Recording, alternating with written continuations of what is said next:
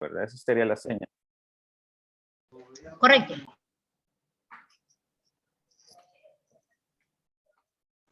Usted indica cuando arrancamos, Marlon, y yo bajo la... Sí, pues seamos puntuales. Yo le aviso. Esperemos un minuto más. Yo estaré colocando constantemente en el chat un mensaje para ver si los oyentes tienen preguntas. Ok.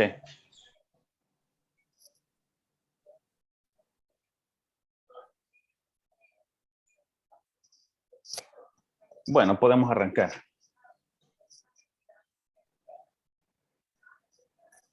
Muy buenos días, tengan todos y todas bienvenidos a este segundo día del Congreso Centroamericano de Ciencias Políticas. Estamos el día de hoy con un panel que corresponde al eje 5 de este Congreso, que toca los temas de violencia, políticas de seguridad y migración en Centroamérica. Antes de comenzar y hacer una ligera presentación de quiénes vamos a estar en este panel, me quiero presentar primero. Mi nombre es Marlon Carranza, soy docente e investigador del Departamento de Ciencias Políticas, de Sociología y Ciencias Políticas de la Universidad Centroamericana José Simeón Caña. Yo estaré moderando este espacio y quiero agradecer a todos y a todas aquellas que están conectados y que están pendientes de estas presentaciones. Como les mencionaba, el eje de este panel es el eje 5, que es violencia, política de seguridad y migración en Centroamérica. Y para desarrollar esta mesa nos acompañan 3 ponentes esta mañana. En primer lugar está el Luis Alberto Flores, que nos acompaña de España. Él hará una presentación sobre las políticas de seguridad en Centroamérica. Continuará Pedro Adalberto Castro, de El Salvador, con su presentación titulada Panorama socioeconómico de la migración irregular de la juventud salvadoreña, retos y oportunidades desde las políticas públicas. Y finalmente, también contamos con la participación de Moisés Vladimir Gómez Espinosa, de El Salvador, con su presentación Biotecnologías y Movilidad Humana, una reflexión humana desde la necropolítica migratoria.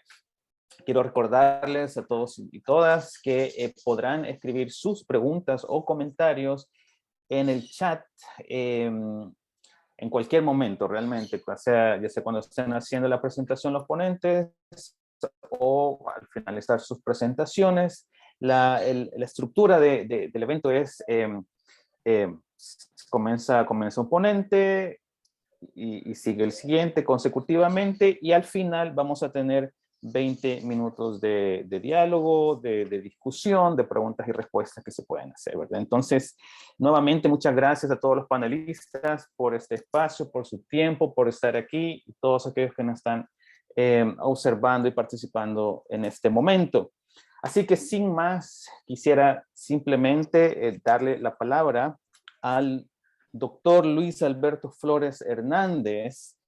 Él es doctor en filosofía en criminología por la Universidad Internacional de Cambridge. Es licenciado en Derecho Internacional por la Universidad Militar de El Salvador. Tiene un diplomado en ciberderecho, ciberespacio, un máster universitario en criminología, con énfasis en delincuencia y criminología, Internacional de Valencia, es miembro de EPALE, que es la Plataforma Electrónica Internacional de Valencia, es miembro, Plataforma Electrónica dedicada a la enseñanza para adultos en Europa, de la European Commission. Tiene una formación especializada en violencia de género, ciberdelincuencia, ciberespacio, delincuencia organizada y perfilación criminal, comunicación no verbal y otros diplomados como ciberseguridad en Fight Against Cybercrime por la Academia WUL, miembro del Colegio Internacional de Investigadores Forenses y miembro del comité organizador de Scientific Federation Forensic Science de Osaka, Japón. Así que con esta introducción dejo con ustedes al doctor Luis Alberto Flores Hernández, quien nos dará su ponencia. Recuerde, doctor, tenemos 15 minutos para esto. Gracias, Marlon. Muchas gracias. Vamos a dar inicio a subir la presentación.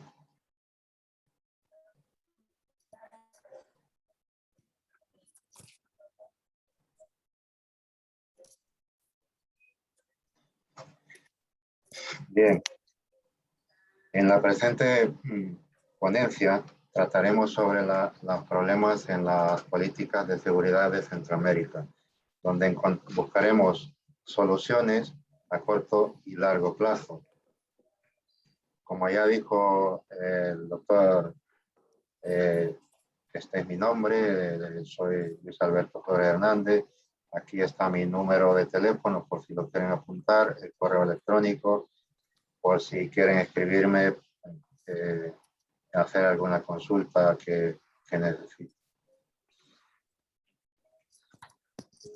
Dando inicio a la ponencia, vamos a ver el índice de la ponencia, problemas de seguridad, soluciones a corto plazo. Y aquí, como decía antes, cuáles son las posibles soluciones a corto y largo plazo son lo que vamos a discutir en este tema. Y vamos a empezar por Guatemala. Como vemos, homicidios, bandas criminales, extorsión, trata de personas.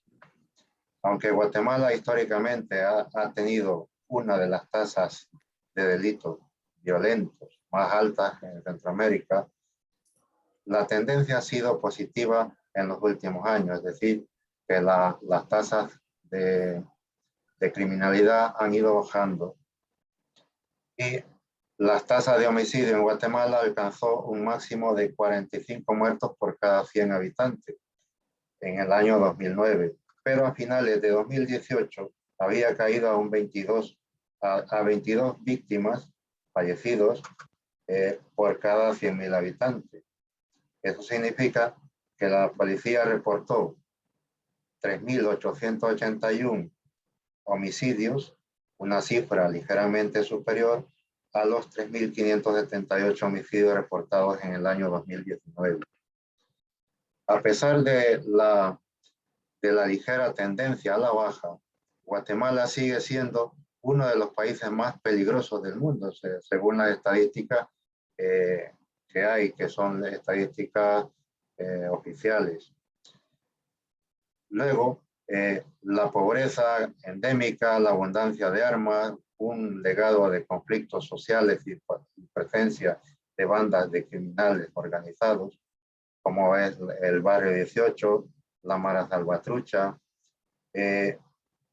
y que contribuyen a los delitos violentos.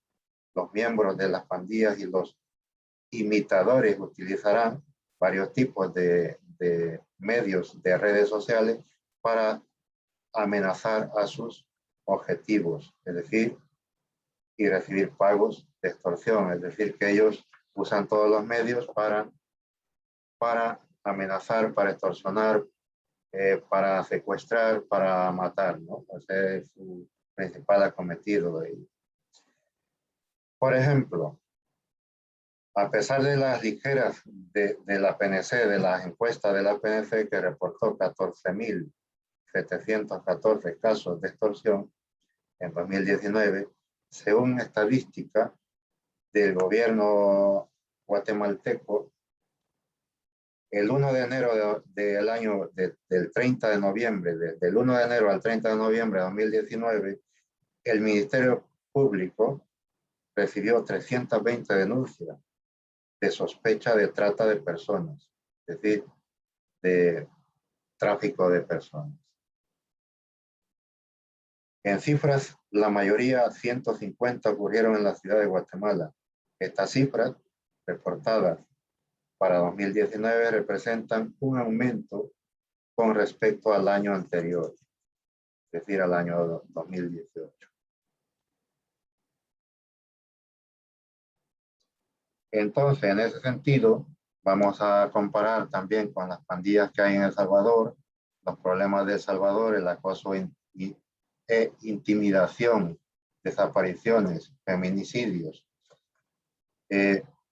Y estamos hablando en este caso de temas más complicados, porque si en Guatemala las maras están y extorsionan, venden droga, trafican con personas, secuestran y asesinan, en El Salvador tenemos por muchos años el enfoque principal de la relación del crimen y la violencia del gobierno. O sea, los gobiernos anteriores usaban la fuerza para echar de las calles a las pandillas, a los jóvenes pandilleros. En ese sentido, esto del tema de la mano dura y todo esto no funcionó. No funcionó esta estrategia. Algunos elementos han sido implementados más efectivamente que otros y su impacto sobre el crimen ha sido mixto.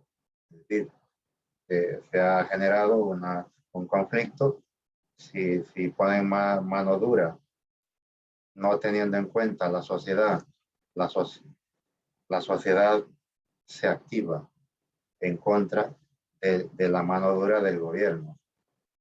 Yo siempre he dicho que para erradicar la violencia hay que negociar y hay que poner medios. Las fuentes, sin embargo, señalan que el número de desaparecidos ha aumentado. O sea, el año 2019. Se estima que las pandillas son responsables de alrededor de 2/3 o más, por lo que aproximadamente 1.200 a 1.600 de los 2.383 homicidios reportados estimados en 2019, según informes de las pandillas tienen una estrategia deliberada de utilizar el acoso. Es decir, y aquí en este sentido entra el tema de la migración, de las personas que por no pagar el impuesto de una pandilla se van de la zona de vivencia, de su entorno social, emigran a Estados Unidos, emigran a Guatemala o a México y van a caer en otras delincuencias. Y entre las personas atacadas figuran los mismos pandilleros entre sí. O sea, la misma pandilla,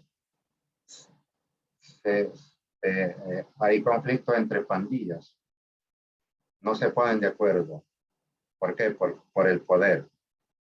También con colaboradores de la justicia, los que colaboran con la justicia son amenazados. La policía, los miembros del cuerpo de seguridad, cuerpos estratégicos del gobierno, del ejército, jueces, fiscales, abogados incluso, son amenazados por las pandillas. Y en octubre de 2019 la Asamblea Legislativa aprobó la creación del delito de desaparición de personas cometidas por particulares, incluidas los grupos delincuenciales, para lo cual establece penas de 15 a 25 años. En total, delitos de feminicidio ha mostrado un incremento de un 184% en 2018 en comparación a 2013, año en el cual se empezó a tipificar este tipo de delitos. O sea, no es que haya bajado el tipo de delito, no es que hayan bajado los crímenes, no, han subido. Han subido. Y eso significa que la ley no se está aplicando en una medida, digamos, fuerte, es decir, no se aplica. Es muy permisiva en algunos sentidos de aplicación. Y si vemos Honduras, si bien también tenemos Honduras, que es un país de donde proceden más que todo la migración a Estados Unidos, está tipificado como un país corrupto por el tema de drogas, de tráfico de drogas, tráfico de personas. También tenemos las maras allí, los secuestros, los asesinatos, violaciones. Y en comparación a El Salvador o Guatemala, Honduras es considerado constantemente en todos los países, en todos los noticieros, en todas las estadísticas, como el país más corrupto de Centroamérica. Digo de Centroamérica porque no puedo decir del mundo, porque sabemos que hay otros en el mundo más corruptos que Honduras. Y eso lo sabemos todos. Las acusaciones de corrupción y la conexión de narcotráfico podrían hacer que el próximo presidente de Honduras no esté preparado, no esté equipado para asumir un gobierno en Honduras. Por el tema de la corrupción, del crimen organizado. Como resultado de los esfuerzos del gobierno hondureño, las tasas de homicidio han caído de 86 homicidios por cada 100.000 habitantes en 2012. 43% en el 2019, a finales. Los secuestros disminuyeron en un 82% en 2013, de 92 secuestros en 2013 a 2014 y 12 en 2019, es decir, bajó la tasa de secuestros. Doctor, quedan 5 minutos. 5. Sí. No me da tiempo. Vamos a hacer un repaso por encima, entonces, y vamos a pasar a Nicaragua. Como vemos, Nicaragua también tenemos el problema de carteristas, de robo de vehículos, de robo a mano armada, también pocas violaciones de derechos de las mujeres. Y es lo que también yo me quiero centrar también, ya que hay poco tiempo, más en las conclusiones. En Costa Rica tenemos robos, agresiones sexuales y homicidios, también con homicidios con armas de fuego, con armas blancas, y también tenemos agresiones sexuales, violaciones. Y en Panamá tenemos también la violencia, los problemas de seguridad, son robos, tiroteos, violaciones también.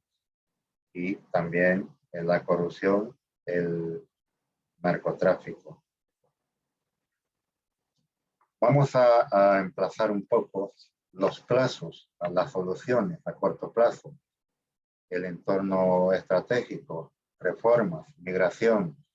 ¿Qué hay que hacer? Hay que reformar las leyes de Centroamérica, ponerse de acuerdo los países para reformarlas y establecer un sistema de seguridad central para toda la región de Centroamérica, la migración. El estado final deseado, la democracia, ¿no? La prosperidad, pues, ¿cómo se hace eso? Hay que plantear nuevas reformas en las administraciones públicas en general de toda la región para poder tener una democracia libre con prosperidad. Y en el marco estratégico, cambios de interés público. En el cambio de interés público podemos tener nuevas herramientas de investigación, de control de aduanero, de control de aduanas, para saber quién entra en la región, los barcos, los aviones, controlar todo el tráfico, tanto aéreo como terrestre, como por el mar. Y para eso tenemos herramientas eficaces que pueden controlar, que ya no estoy hablando del Big Data, sino de otras herramientas de control. Soluciones a largo plazo: abordar la inseguridad económica y la desigualdad social. Crear unas fuentes unas fuentes sociales que ayuden a las poblaciones, a las regiones menos desfavorecidas, para generar más educación, más trabajo y más seguridad a las personas. Combatir la corrupción, eso es importante, y fortalecer la gobernabilidad democrática y promoción del Estado de Derecho. Eso sería a largo plazo para combatir más el tema de la corrupción y promover el respeto y el derechos humanos, derechos laborales y derecho a la libertad de prensa, que en algunos países como Nicaragua, muchas veces como El Salvador, no existe la libertad de prensa. Contrarrestar y prevenir la violencia, la extorsión y otros delitos perpetrados por bandas criminales. luchar contra la violencia sexual, de género y contra las personas usando, pues, como he dicho, formación social, sociológica, formación criminológica también para estudiar las áreas sociales y los enfoques de nuevas, donde se genera la parte más violenta. Y aquí tengo unas conclusiones que ya las pueden ver ahí, voy a pasar un poco de ellas. Si alguien quiere el PowerPoint, se lo puedo enviar. Y como el tiempo es corto, quiero dar gracias por su atención. Bueno, muchas gracias a usted, doctor, por su presentación. Quiero recordarles a todos, a todos los que nos acompañan que pueden empezar a escribir sus comentarios o preguntas en el chat para que el doctor pueda leerlas y prepararlas en la fase de preguntas y respuestas. Entonces pasamos en este momento a nuestra segunda presentación, ¿verdad? Del día de hoy. Es la presentación de Pedro Adalberto Castro Cruz. Él es actualmente docente investigador en la Universidad de Oriente de San Miguel, aquí en El Salvador. Su formación académica es por un lado, licenciado en Sociología por la Universidad de El Salvador, y también él es egresado de la maestría en Docencia Universitaria en el periodo 2019 y el 2021 de la Universidad de Oriente. Tiene experiencia en docencia de educación superior y formación de investigaciones en el área social y educativa. Entre otros de sus estudios están la certificación de diseño curricular con enfoque socioformativo, formación en metodología de la investigación social por la Universidad de Salamanca, España, formación en formulación de políticas públicas en Iberoamérica por el Centro de Investigaciones para la Democracia, formación en educación Learning a través de entornos virtuales por la Universidad de Ávila, España, y otras series de formaciones específicas en las áreas de educación, educación integral y fortalecimiento de competencias investigativas. Así que, sin más, dejo con ustedes al licenciado Pedro Adalberto Cruz con su ponencia Panorama socioeconómico de la migración irregular en la juventud salvadoreña, retos y oportunidades desde las políticas públicas. Así que adelante, Pedro, y te recuerdo que tenemos 15 minutos para esta presentación. Muy buenos días a todos. Confirmar el audio nada más. Se oye bien y creo que se tiene que retirar el banner del Congreso en este momento y tú puedes poner tu presentación. Pero sí se oye bien.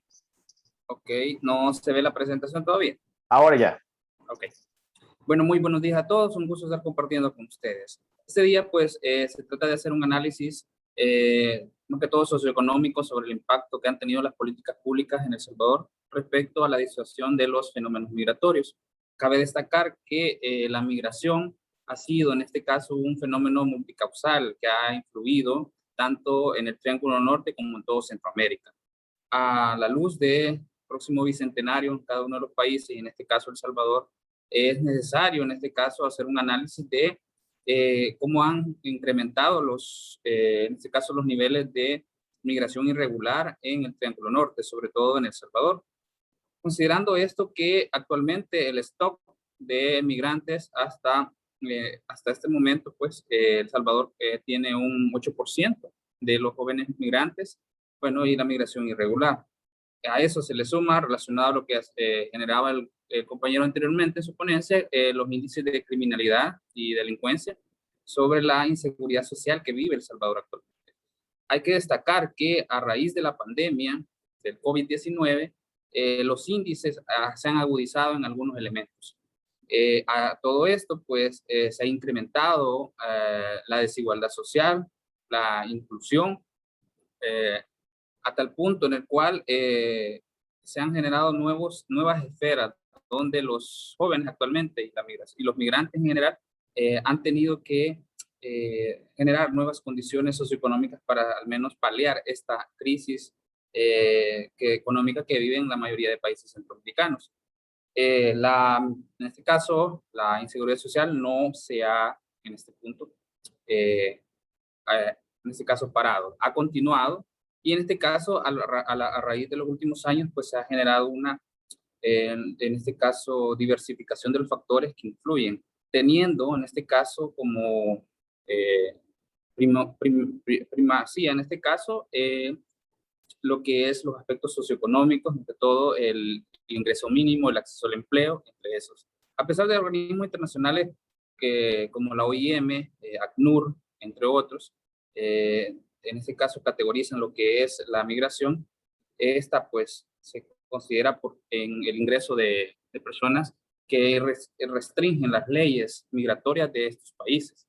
Haciendo un breve esbozo de los años desde 1920 hasta 1991 en El Salvador, pues desde el conflicto entre las tierras, donde se comenzaron a dar los primeros flujos migratorios hacia Honduras para lo que es la búsqueda de tierras y trabajo, y posteriormente pasando a lo que era el conflicto armado en El Salvador en los años 70 al 79 e incluso el 80, también generaron aún más los flujos migratorios hacia lo que fue el norte, en este caso, Estados Unidos. Posteriormente, pues con las reformas entre 1800 y 1991, la reforma de control de migración, y donde se le daba en este caso una especie de documentación a los migrantes, en este caso salvadoreños, hubo un impulso aún más porque los jóvenes, en este caso, y los migrantes, en su mayoría, mujeres, niños, familias completas incluso, generaron un éxodo hacia Estados Unidos. A esto se le suma la desaceleración económica de 1996, la crisis agrícola, y el huracán Mitch en el 98 y los terremotos del 2001 en El Salvador. Todo este escenario de eventos generaron y acrecentaron aún más lo que fueron los esfuerzos y aumentaron más las ideas de generar una condición de vida mucho más estable a través de la migración irregular. Dentro de las causas, teniendo en cuenta esta línea cronológica y a la misma vez los eventos, tanto fenómenos naturales como sociales, las causas de estas pues se fueron agudizando, sobre todo en aspectos de acceso a empleo, el ingreso mínimo, y por ende el desplazamiento forzado con la migración y aparecimiento de lo que son las pandillas, los índices de criminalidad en este caso aumentaron, y también la reunificación familiar. Al tener un éxodo tan grande en estas fechas, pues, y generalmente caracterizando lo que son los migrantes al inicio, pues lo que migraban en este caso eran los jefes de hogar, y posteriormente se vino reconfigurando hasta el punto en el cual, con la reforma que hablábamos anteriormente, que realizó Estados Unidos en sus políticas migratorias, se tomó a bien incluso las familias con sus niños, padres con sus niños, madres con sus niños, migrar. Algo que actualmente no se está dando ya por la rigurosidad que se dio a través de la llegada de Donald Trump a lo que es el poder en Estados Unidos. Hay que destacar en este caso que el eje transversal de lo que es la migración en El Salvador y en el Triángulo Norte, se podría decir también, es la violencia. La violencia en aspectos de inseguridad social, como ya antes se abordaba, pero en este caso, en aspectos de migración, se da lo que es el desplazamiento forzado, que es un índice que se está dando actualmente por el control territorial de lo que son los grupos, en este caso delincuenciales, y el reclutamiento pandilleril. A esto se le suma esfuerzos a través de lo que son las políticas públicas y planes de seguridad, como el plan control territorial, el plan El Salvador Seguro, la mano dura y la super mano dura. En esa cronología, planes y políticas implementadas de seguridad que hasta el momento no han rendido los frutos en el país que realmente se estaban planteando al momento de contemplarlas. En este caso, pues, es necesario considerar que desde los acuerdos de paz, en este caso, y en el aspecto de el bicentenario se desarrollaron lo que son las caravanas de migrantes. Fue un auge que tuvo, sobre todo en este caso, la primera, El Salvador, en este caso, a través en este caso, el aniversario de los acuerdos de paz en 2017, posteriormente en Honduras, en 2018 también se realizó una caravana, y seguidamente, pues la última en 2020, el 15 de enero, que solamente tuvo acceso a la frontera de Guatemala y México. La migración no ha parado, las políticas antimigratorias de los actuales presidentes de Estados Unidos han sido bajo la idea de frenar lo que es la migración rural. Sin embargo, en este caso, pues, ha ido en aumento, a tal punto que desde otro lado, pues también tenemos lo que es el factor de retornado. El factor de retornado es que dentro de las políticas públicas de los países buscan la reinserción económica y social a la vida, en este caso, la vida productiva de cada uno de ellos, algo que es un elemento que hay que destacar, que a pesar del marco institucional y el marco jurídico, en este caso establecido, existen aún algunas, en este caso, debilidades, por decirlo, deudas respecto a la inserción laboral y económica de las personas migrantes, a tal punto que se reportan, en este caso, incrementos en los retornos de lo que son de salvadoreños desde Estados Unidos, en su mayoría. En este sentido, es necesario contemplar que la distribución de la población en edad de trabajo ha ido disminuyendo. Total, en este sentido, que El Salvador, dentro de nuestra población económicamente activa, solo se determinan lo que son 1.830.613.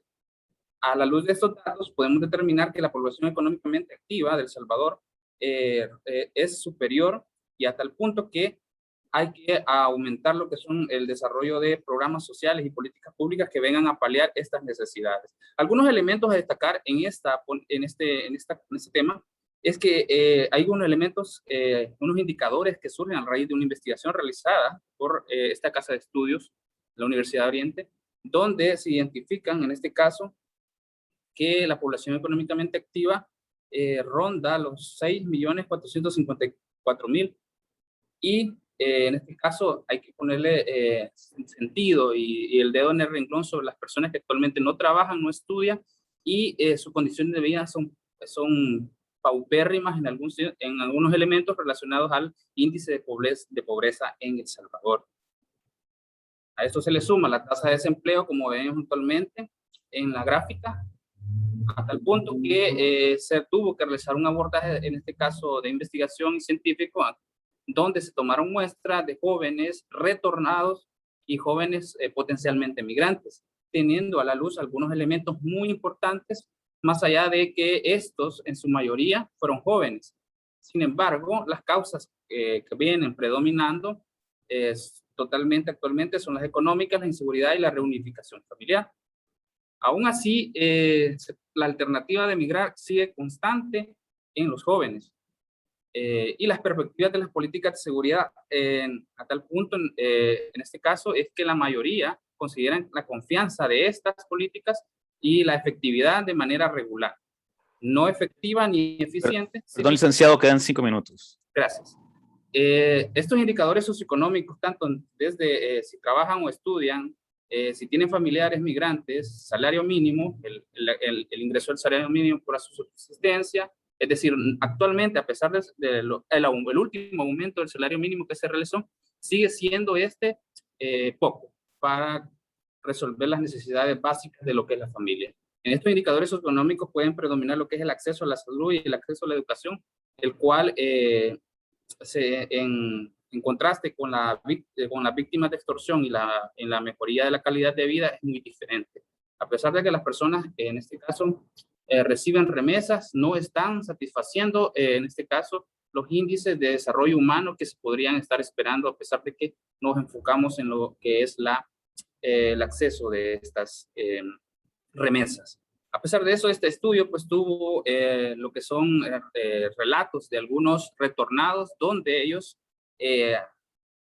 manifestaban, en este caso se interpeló sus vivencias, donde ellos manifestaban que por inseguridad social y o aspectos de desarrollo económico tuvieron que emigrar, y en algún momento tuvieron que retornar porque no pudieron, en este caso, lograr su cometido.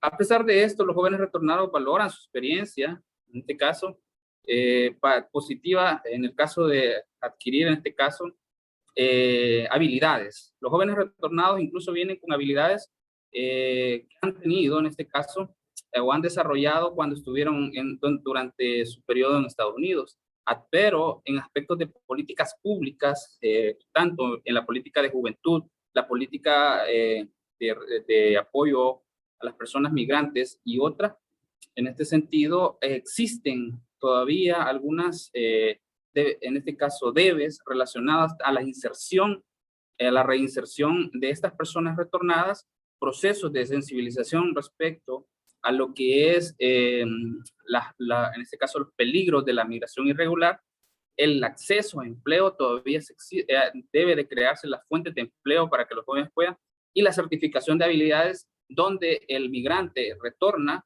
y tiene conocimientos empíricos y prácticos, pero se le es difícil accesar a un empleo a pesar de que tiene los conocimientos y las habilidades para poder desempeñarse.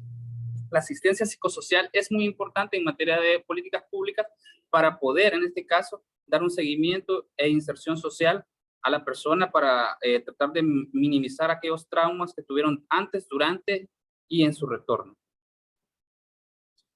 A pesar de eso, pues hay que caracterizar los índices de desarrollo humano, así como el Gini en El Salvador, que actualmente se mantienen en el 0.6 y el 38.8, generando una apuesta y oportunidades de mejora, si lo podemos decir así, para las políticas de Estado, para poder, en este caso, crear las condiciones dentro de lo que es el país y generar programas, políticas que puedan, en este caso, paliar y mediar la disuasión de los flujos migratorios.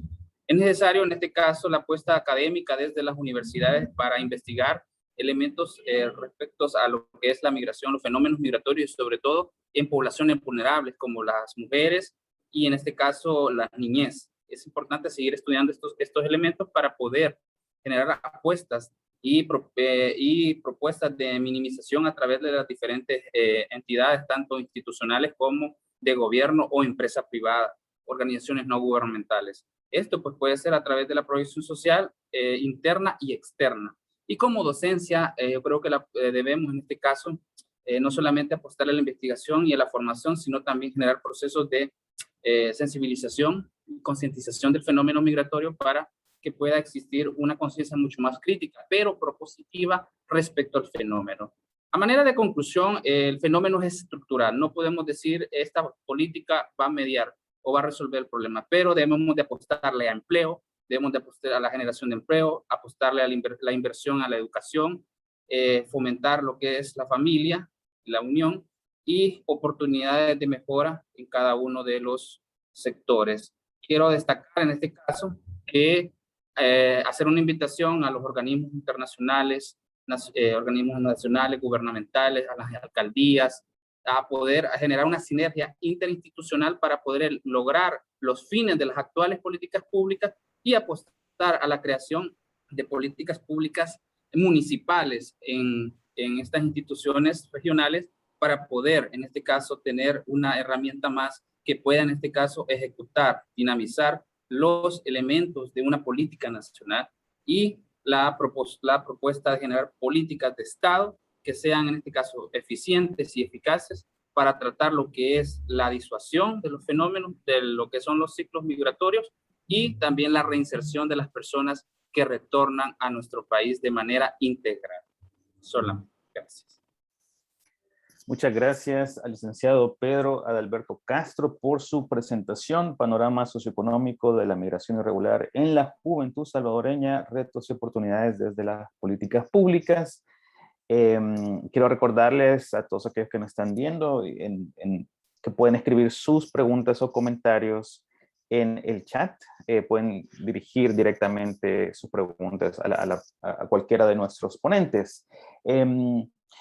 Y para continuar, presentamos la tercera ponencia del día de hoy, es la última, a cargo de el maestro Moisés Vladimir Gómez Espinosa. Su ponencia es titulada Biotecnologías y Movilidad Humana, una reflexión humana desde la necropolítica migratoria.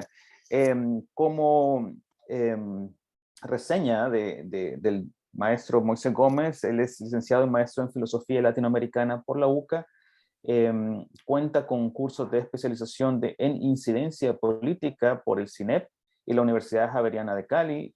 Desde el 2009 a la fecha está incorporado como docente a tiempo completo en el Departamento de Filosofía. Desde el año 2016 es investigador asociado a la Vicerrectoría de Proyección Social de la Universidad Centroamericana José Simón Caña en el eje de Cultura de Paz. Desde ahí asumió la coordinación de la Red Jesuita con Migrantes, capítulo nacional desde el año 2012 a mayo del 2021. Ha sido coordinador del equipo multidisciplinario de migraciones de la UCA en el periodo 2012 a 2019. Desde la ética y la filosofía política ha investigado el tratamiento político de los flujos migratorios en el corredor Centroamérica-Norteamérica. Así que dejo con ustedes al maestro Moisés Gómez. Adelante. Muchas gracias, Marlon, y gracias a todos los participantes y a mis colegas panelistas por este panel tan brillante que tenemos. Realmente he quedado muy a gusto con las ponencias que tenemos. Yo quiero continuar, voy a decir que me voy a alejar un poco de las presentaciones de los colegas, en el sentido que mi ponencia es, nace desde la filosofía.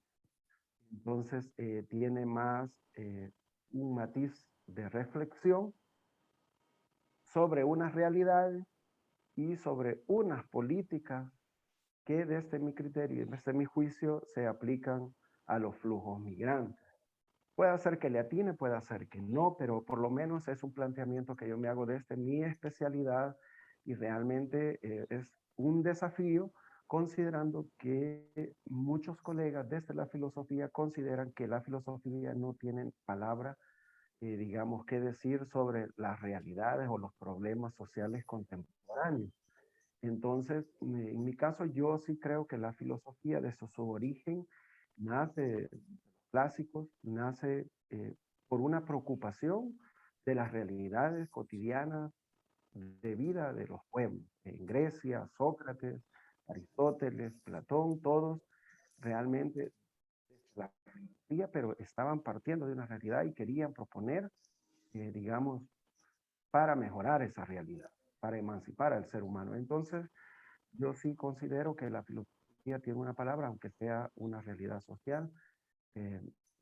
Y para ello es que yo últimamente he estudiado bastante a Michel Foucault y a este pensador que se llama Achille Mbembe, que es como un desarrollador del pensamiento de Michel Foucault, digámoslo así, y otros desarrollos de lo que podríamos llamar biopolítica.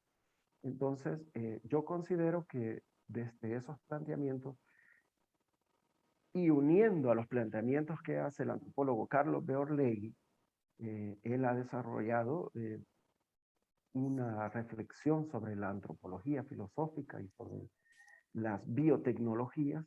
Yo creo que se puede abordar este problema de la migración. Así que en esta breve reflexión que yo todavía no he terminado, estoy, digamos, en desarrollo, yo me planteo la siguiente hipótesis. Y es que, solo quiero leer la pantalla, pero me aparecen las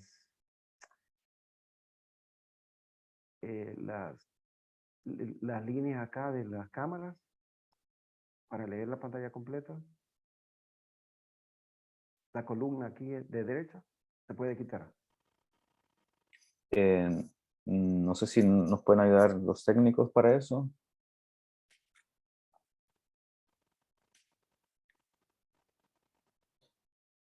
Pero solo para estar seguro, no puedes leer tu presentación, eso es lo que pasa.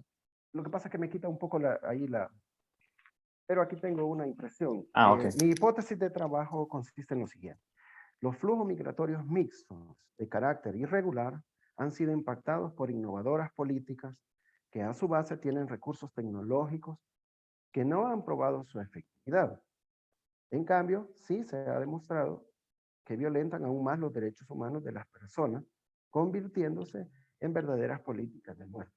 ¿Qué hay detrás de esta hipótesis? Es toda esta videovigilancia que ahora se está implementando para controlar los ingresos no permitidos en las fronteras, entre otras tecnologías que se usan, cámaras, ojos, cámaras para ver en la oscuridad, en las ciudades, las mismas ciudades, como una respuesta, digamos, a la violencia que nos ataca, hay más cámaras en todas las ciudades y en general hay toda una serie de recursos tecnológicos desarrollados para, digamos, controlar la población, entre ellos la población migrante. Entonces, eso es lo que como que está detrás de esta hipótesis de trabajo. Toda esa aplicación del desarrollo tecnológico hacia el control de la población. Ahora, lo que yo quiero explicar brevemente acá es qué presupuestos epistemológicos yo desarrollo en esta investigación. Como ya expliqué, esencialmente yo me baso en este ensayo de necropolítica de Achille Mbembe, en donde él pues explica, ¿no? Cómo su visión de este concepto, de esta categoría. Él dice que en donde el autor, en este ensayo necropolítica, dice el autor, muestra la insuficiencia de la noción Foucaultiana de biopoder a la hora de analizar las formas de sumisión de la vida al poder, de la muerte, en un contexto de capitalismo, mejor dicho, necrocapitalismo. En Mbembe se refiere a verdaderas políticas de muerte que configuran mundos de muerte. Yo creo que esto se aplica. Es una categoría que nos permite problematizar la fundamentación de la política contemporánea. Desde los modos en que se ha entrelazado, por un lado, la violencia y el derecho, y por otro lado, la excepción y soberanía. Cuando yo hacía esta cita, yo solo pienso en estos campos de concentración que hay de migrantes en las zonas fronterizas, en Ciudad Juárez, en Tijuana, acá en México, en Chiapas, las últimas noticias que nos están llegando de cómo se reprime a la población haitiana que ha estado atorada en la ciudad de Tapachula por mucho tiempo y desesperadamente están marchando en caravanas y ahí van centroamericanos también, y cómo son reprimidos y controlados, ¿no? Muy vigilados. Acá mismo nosotros, ya nuestras policías, ya vemos que hay el uso de drones, el uso de cámaras, o sea, toda una problemática que yo creo que esto lo aborda. Eh, entonces, si bien es cierto que este pensador de Camerún, él aplicó esta categoría en un principio a la África postcolonial, pero esta yo considero que, y otros pensadores también, que tiene uso extensivo a otras geografías, a otros contextos y a otros fenómenos, evidentemente. Y aquí paso la lámina. Mbembe describe la necropolítica de la siguiente manera. ¿Cómo la usa él? Dice él, referirme a aquellos contextos en los que comúnmente tomamos como el estado de excepción se ha vuelto lo normal, o al menos ya no es la excepción. La excepción se ha vuelto lo normal. Tales situaciones no pertenecen exclusivamente al momento post-9/11, en este caso partiendo de los ataques de 9/11, que ya vamos a conmemorar en este septiembre. La genealogía es mucho más profunda, las podemos rastrear hacia atrás, hasta donde queramos. Segundo, dice, lo usaba para referirme a aquellas figuras de la soberanía cuyo proyecto central es la instrumentalización generalizada de la existencia humana y la destrucción material de los cuerpos y poblaciones humanas, juzgados como desechables o superfluos, como muchos pensadores, como Zygmunt Bauman, se han referido a ellos hablan de los desechos humanos, personas descartadas del capitalismo. Hinkelhammer habla de los que están fuera del circuito natural de la vida humana, de la economía. Entonces, también dice Mbembe, lo usé para referirme como el tercer elemento a aquellas figuras de la soberanía en las cuales el poder o el gobierno se refieren o apelan de manera continua a la emergencia y a una noción ficcionalizada o fantasmática del enemigo. Así que el término, por lo menos en la forma, dice Mbembe, en que yo lo manejaba, se refiere fundamentalmente a ese tipo de política, en que la política se entiende como el trabajo de la muerte, la producción de un mundo en que se acaba con el límite de la muerte. Es decir, estas personas están totalmente haciendo una crítica de la política en un contexto neoliberal de economía capitalista. Y a ellos le llaman necroeconomía también. En el desarrollo yo he encontrado que la otra categoría que uso es la biopolítica. Y hay avances en este tiempo sobre esta categoría, pues en el siglo XX, en el siglo XXI, empezando con Foucault, por supuesto. Decimos que en palabras de Foucault que la biopolítica designa el poder sobre la vida. Entonces, cómo Foucault va viendo el nacimiento de la biopolítica, aplicando, bueno, hoy con el contexto del COVID esto ha tomado especial relevancia, por ejemplo, cómo hay mayor control sobre la movilidad, sobre las personas, sobre su salud, sobre sus cuerpos y así sobre los caravaneros, como decimos, como agentes del COVID, como sospechosos portadores del COVID. Entonces yo creo que hay como esta posibilidad de explorar ese desarrollo. Acá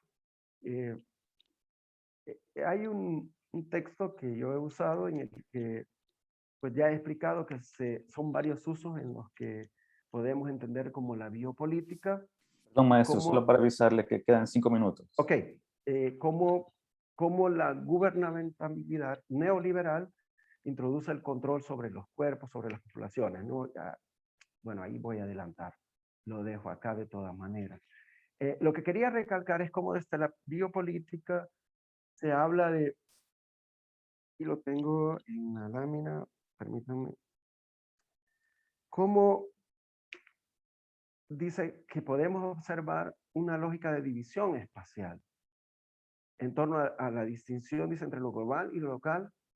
Un sujeto es global es vivir en ambientes donde es seguro mirar y desear en esferas de movilidad que están enraizadas en territorios particulares. Pero otro es otro sujeto que está segregado y concentrado en un espacio que es territorio, como un gueto urbano. Y se pone el ejemplo de la Franja de Gaza y todo este macro campamento que se ha convertido, ¿no?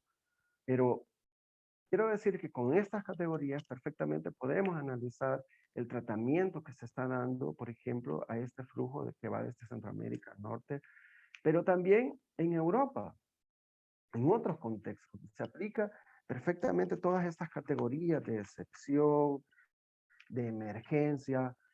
Por ejemplo, hoy con la pandemia se suspendieron totalmente todas las solicitudes, entrevistas de personas que solicitaban asilo, refugio en la frontera de Estados Unidos y México, y entonces les aplica este estado de excepción.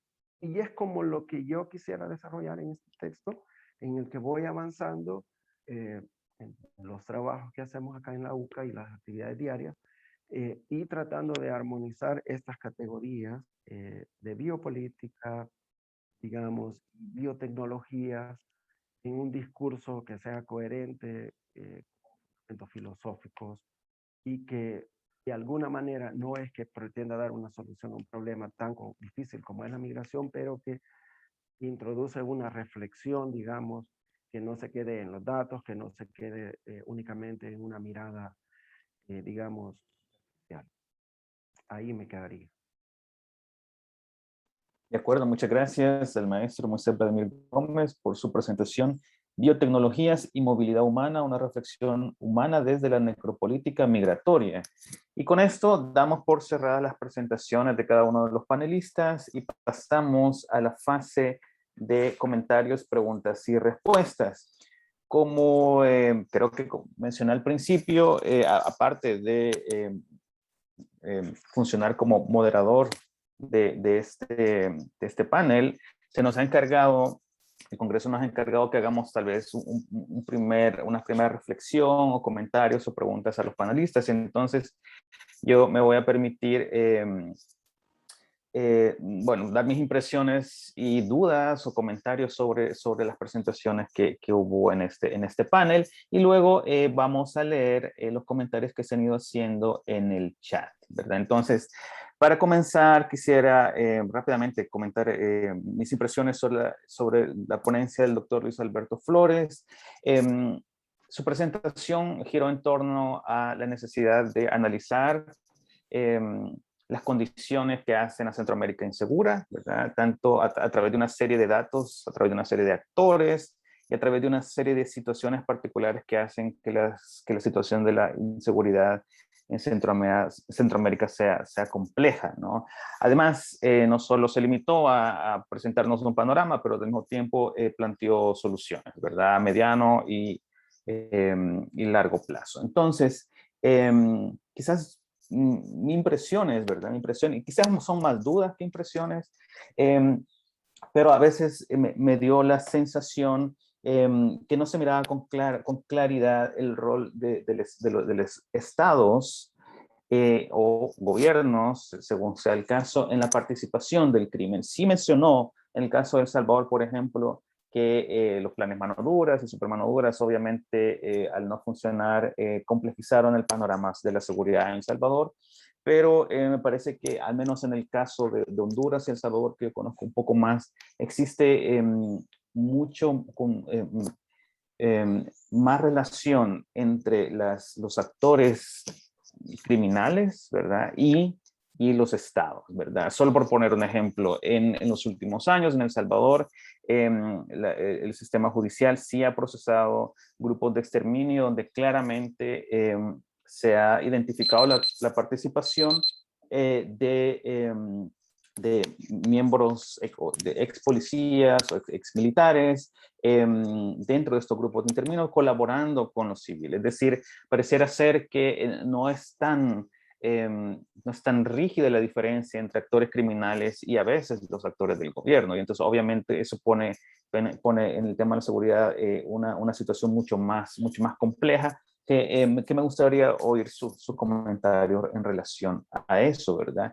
En particular, en el caso hondureño, pienso que aparte del fenómeno de las maras, ¿verdad? Que muchas veces se vuelve como un imaginario de la inseguridad en varios de los países, existen otros actores que me parece que también son importantes, como son los grupos de sicarios, ¿verdad? O las organizaciones de sicariato o crimen por sicariato, ¿verdad? Entonces, eso sería como algunos de los comentarios para el doctor Luis Alberto Flores. Para Pedro, en su ponencia sobre la migración o panorama socioeconómico de la migración irregular en la juventud salvadoreña, quizás mi duda es que no queda claro a veces cuál es lo específico de la situación de los jóvenes, ¿verdad? Entonces, porque pareciera ser muchas veces que toda la descripción que se hizo, ¿verdad? De las condiciones históricas, de las condiciones sociales, a veces no queda claro cuáles son las que están afectando más a la juventud que al resto de la población adulta. Entonces, solo por ponerte un ejemplo, ¿verdad? Cuando obviamente las tasas de desempleo que presentaste son desempleos por departamentos a nivel nacional de toda la población, pero tal vez sí valdría la pena explorar justamente esos indicadores más generales de la población para el sector juventud, ¿verdad? Entonces, que creo que son mucho más graves, ¿verdad? Entonces, creo que sí hizo al menos se me diluyó en la presentación lo específico que hace que la juventud o la situación migratoria de la juventud sea diferente en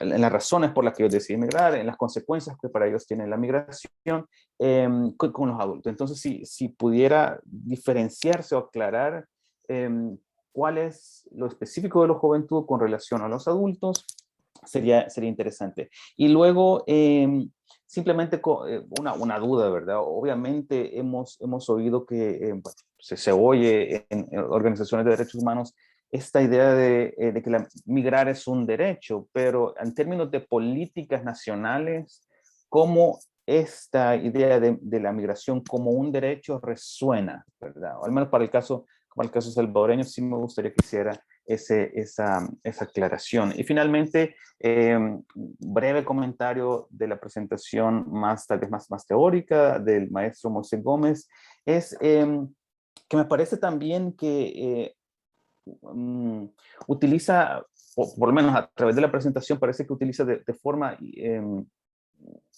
digamos, casi como sinónimos y sin diferenciar mucho estas nociones como necropolítica, ¿verdad? O biopolítica. Y particularmente hablo de estas dos porque me parece que son justamente el extremo, ¿verdad? ¿Qué es lo necro de esta política y qué es lo bio de esta política? Y por qué una hasta cierto punto es reacción hacia la otra, ¿verdad? Yo entiendo, yo no soy experto en Achille Mbembe, pero entiendo que Achille Mbembe justamente teoriza necropolítica en una posición bastante crítica con la posición de biopoder de Foucault, ¿verdad? y justamente también con las nociones de estado de excepción de Carl Schmitt, por ejemplo, ¿verdad? Entonces, sí me gustaría como tal vez que quedara más claro qué es lo necro, qué hace que algo sea necropolítica y que algo sea biopolítica, ¿verdad? Entonces, me parece que serían como algunos comentarios. Y luego, junto con eso, quiero leer algunos comentarios del chat. Un momento. Dice María Ángela Rodríguez, interesante las ponencias, sería conveniente que se hagan desde una perspectiva de género para evidenciar que la violencia, delincuencia y la migración y desde luego la desigualdad social afectan de manera distinta a las mujeres y a hombres. Me permito preguntarles si tienen alguna opinión respecto de esos efectos diferenciados, ¿verdad? Ok, se repite, permiten. Ok, y luego Jamie Barahona, sugerencia, sería conveniente que los ponentes se enfocaran más en los resultados y menos en teorías que se encuentran en la web. Reinar Chila dice, buenos días, interesantes ponencias. Tengo una pregunta para el doctor Flores. Primero, felicitaciones por su exposición. Segundo, plantearle desde su perspectiva cómo describiría la primera fase para abordar como istmo la prevención de la violencia. Muchas gracias. Bueno, y con esto les cedo la palabra. Si quieren podemos seguir el mismo orden de las presentaciones. Tal vez podemos dar más o menos 5 minutos a cada quien para que responda, ¿verdad? Entonces, adelante, doctor Luis Alberto Flores. Gracias. Respecto a su comentario, quiero referirme a la geopolítica, por ejemplo. En Centroamérica, lo que está fallando, creo yo, es la falta de acuerdo entre los gobiernos de Centroamérica. Yo quiero proponer que los gobiernos mismos promuevan la reforma global de los 6 países para enfocar para enfocar el tema de la corrupción, la violencia y el tráfico de personas, tanto como la emigración a Estados Unidos. ¿Por qué? Porque la falta de acuerdos son los que generan, porque cada uno, la ley se convierte, como dije antes, en permisiva. Yo permito que haga esto, el otro permite que haga esto, pero no hay una aplicación de la ley. O sea, no hay un convenio global en Centroamérica que rija todo el área de Centroamérica. No hay acuerdos. Y si los hay, no se cumplen.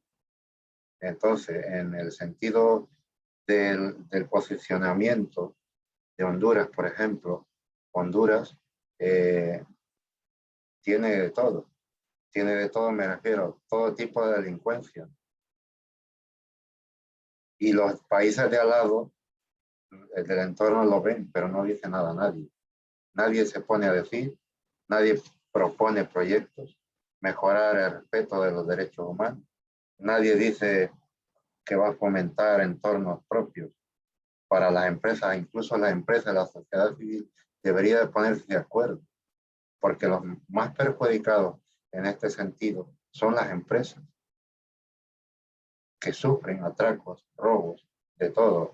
Entonces creo que hackeos también, creo que debería de haber un consenso entre todos los países centroamericanos. Y con respecto a cómo enfocar el tema criminal de la delincuencia, la violencia, hay diferentes herramientas para poder llegar hasta allí. Y yo tengo un proyecto que también quiero comentar aquí, aprovechando que hablamos de violencia. Se llama El apego y la criminalidad en El Salvador. Ese proyecto enfoca cómo atajar, qué hacer para erradicar la violencia, incluso las maras. Las maras, las pandillas, como le quieran llamar, todo enfocado a un término social, que se puedan construir más escuelas, más áreas sociales donde los sociólogos, psicólogos puedan trabajar, incluso los forenses, los criminólogos, puedan trabajar y que yo hago, por ejemplo, una operación militar o policial conjunta, lo que hago es lanzar a esas pandillas a otro país, pero cuando pasa la tormenta vuelven otra vez a su región de origen. Y así no acabamos nunca. Los que van a la cárcel se mezclan junto con penados, los preventivos. Y eso no es bueno en una sociedad carcelaria de justicia. Hay que separar uno de otro. No se puede mantener juntos a ambos porque no es correcto. Entonces tendría que haber centros de prevención y centros sociales de reinserción social, donde los psicólogos puedan trabajar a esas personas que salen de la cárcel y puedan educarlas para que no vuelvan a cometer el delito. Creo que eso sería eficaz. De acuerdo. Sí. De acuerdo. No sé si quiere mencionar algo sobre enfoque de género, que hubo una pregunta sobre el enfoque de género. Rápidamente, en un minuto, tal vez se puede decir algo. La violencia de género, la violencia machista, por ejemplo, está creciendo también en los países centroamericanos, no solamente en El Salvador ni Guatemala, también en Honduras, Nicaragua hay menos, a pesar de la situación que tiene el país, creo que hay menos. Pero lo que dije antes, la ley que se hizo tendría que ser para en unión a todos los países, no solamente El Salvador, porque todos tendrían que cooperar para erradicar la violencia de género. También todos los países, no solamente uno, porque si uno ve que el otro no hace, tampoco este afloja la mano y dice permisivo. La ley permisiva. No sé si... Muy bien. Sí, perfecto. Muchas gracias. Nada. Igual todavía hay espacio para que puedan escribir sus preguntas en el chat a cualquiera de nuestros ponentes, y si no da tiempo, pues igual ya saben que pueden estar en comunicación con ellos directamente. Quisiera darle la palabra a Pedro Adalberto Castro para que pudiera comentar las preguntas del chat, como tal vez las dudas que yo tenía también, que se las hice directamente. Así que adelante, Pedro. Sí, buenos días a todos. En relación a las interrogantes relacionadas, en este caso, pues, fundamentado en cómo afecta la migración a la juventud actualmente, hay que hacer, en este caso, hincapié en el índice sobre el tercer elemento por la cual migran los jóvenes, y entre ellos el que más afecta es lo que es la reunificación familiar. Hay que considerar que en algunos momentos, entre las décadas de los 90, 2000, y todo el contexto sociopolítico y económico que vivía lo que era El Salvador, generalmente quien migraba era el jefe de hogar, hasta el punto en el cual hubo una reconfiguración de lo que era el hogar, la composición del hogar, de la familia, y que actualmente prima, en este caso, la idea de que estos jóvenes quieren estar, sobre todo, con sus padres, con sus madres, y en este caso también han migrado.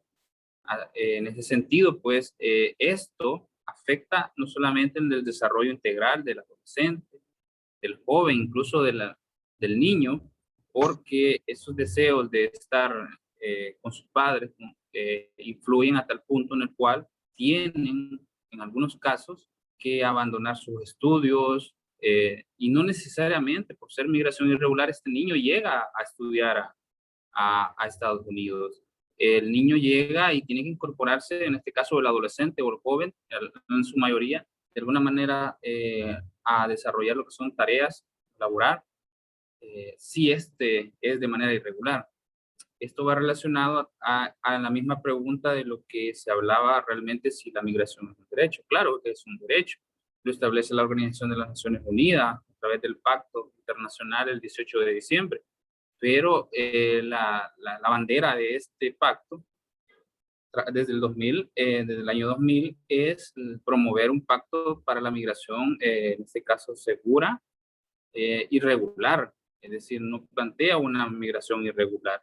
Sin embargo, hay diferentes, en este caso, protocolos y acuerdos entre los países del Triángulo Norte, con Estados Unidos y México también, para poder darle una asistencia, entre comillas, me atrevería a decir, más humana a las personas que retornan. Sin embargo, la migración irregular siempre riñe con los marcos jurídicos, con las políticas migratorias de, en el caso, Estados Unidos y algo otros países. Sin embargo, las embajadas han estado haciendo esfuerzos por, en este caso, mínimamente generar un retorno más humano de estas personas. Eso no quiere decir que la migración regular, segura, y está establecida, claro, a través del Ministerio de Trabajo de El Salvador, pues tiene ciertas oportunidades para que las personas migren. También hay, en este caso, a través de los consulados y las embajadas americanas, procesos en los cuales, de alguna manera, sí se puede promover la migración como derecho, pero de manera irregular, bajo estos parámetros. Pero ese, al menos, relacionado a eso. Y en teoría también, el aspecto relacionado a la mujer. De hecho, actualmente tenemos un proyecto de investigación a través de la Universidad de Oriente para trabajar el aspecto de la reinserción económica de las mujeres retornadas. Hay que destacar que en esta recomposición del núcleo familiar, la madre, en este caso, la mamá, en este caso la jefa de hogar, ha tenido, incluso en este estudio que presentaba anteriormente, tiene casi, en este caso, el 60% de cuando se consulta sobre quién es el principal proveedor de su hogar. Las mujeres, en este caso, como jefas de hogar, han pasado a ser las principales proveedoras en algunos momentos de cada hogar, a tal punto en el cual han tenido, en este caso, que asumir tareas que en otros momentos se podría decir no, y en una sociedad patriarcal, conservadora, y todo lo que se pueda mencionar desde algunas corrientes feministas, ha tenido que asumir el rol de padre, ha tenido que ser la vez incluso la proveedora, porque el padre ha tenido que emigrar. Eso es como potencialmente migrante. Veamos lo demás como la reinserción, como a través del sesgo, que podría decir, si un joven migra, por ejemplo, y viene y por problemas de delincuencia, inseguridad social, por problemas económicos, no logra su objetivo, a través de la asistencia psicosocial puede promoverse su inserción, porque en este caso el trauma se lo cuento porque al entrevistar las vivencias de retornados se encuentra uno con esa historia de vida tanto por los países de Centroamérica hasta llegar a México, a tal punto en el cual existe de alguna manera desde la psicología algunos traumas que todavía no han superado. Y si lo hablamos relacionado a las mujeres, por los estigmas, la estigmatización, desde el contexto, en este caso, donde se ubica, porque no podemos generalizar, no podemos decir que una persona retornada, digamos, de la zona metropolitana de San Salvador a una persona retornada de la zona rural de un departamento X. Entonces, la reconfiguración de venir realmente con esa idea de que no logró los objetivos, la familia de alguna manera se reconfiguró o se dividió, y como dicen hoy popularmente, el qué dirán, ¿verdad? Entonces incluso los motiva incluso a no reinsertarse y tomar la decisión de volver a viajar, y es algo repetitivo que lastimosamente por la falta de políticas públicas municipales, en este caso no de Estado, no se le da asistencia más personalizada a estas personas, sobre todo a las mujeres que retornan. Muy bien, muchas gracias por sus comentarios y la ampliación, ¿verdad? Sin duda muy interesante. Finalmente quisiera darle también un tiempo para que Moisés Gómez pudiera reaccionar a las preguntas, tanto la del chat como mis comentarios a su presentación. Sí, gracias Marlon. En realidad tú tienes toda la razón. El concepto biopolítica, necropolítica, hay mucha ambigüedad, hay mucho uso, digamos, sustituyendo una cosa por otra. En realidad, el concepto de biopolítica al menos tiene 3 sentidos, según los teóricos. En un caso es entendida como estrategias y dispositivos de dominación ejercidos sobre el cuerpo individual y social. Esto en el caso de Foucault. En otra interpretación, se puede decir, siguiendo a Agamben, que se puede entender como la nuda vida, el poder sobre la nuda vida. En un tercer comprensión del concepto de biopolítica, podemos seguir a Hart y Negri, por ejemplo, cuando es pensada como el biopoder del que es sujeto la multitud, portadora de potencialidades revolucionarias. Eso es para el caso de biopolítica. Y para el caso de necropolítica, no me queda más alternativa que usar el mismo texto de Mbembe. Él compara las plantaciones que hubo en África, en donde había esclavitud, y donde qué ocurría ahí, el control que ejercía, digamos, Europa, o Francia, o los países que fueran, qué ocurría con las plantaciones, qué les pasaba a las personas por la aplicación de esa necropolítica. A las personas le ocurría lo siguiente: pérdida del hogar, pérdida de derechos sobre su cuerpo y pérdida del estatus político. Y esas son como las claves que yo creo que me pueden servir también para comprender el tratamiento político que se está haciendo por potencias como Estados Unidos a los flujos migrantes centroamericanos. Excelente. Ahí Muy bien, dejo. ¿no? Muchas gracias, Moisés. Yo creo que queda mucho más claro con esa puntualización de ambos conceptos. Pues no me queda más que agradecer realmente sus presentaciones a todos los participantes. Me parece un espacio y un intercambio bastante rico. Muchísimas gracias también. Muchísimas gracias a todos que pudieron acompañarnos en este espacio. Si tienen más inquietudes o intereses, estoy seguro que cada uno de los ponentes pueden comunicarse con ellos. Creo que los correos electrónicos se les pueden facilitar. Así que nada más me resta pues agradecerles y mostrar mi satisfacción por haber participado y compartir este espacio con ustedes. Así que, sin más, pues, gracias y nos seguimos viendo en el Congreso. Así que pasen muy buen día. Gracias a ti, buen día a todos. Gracias, saludos a todos y gracias a los participantes por todo.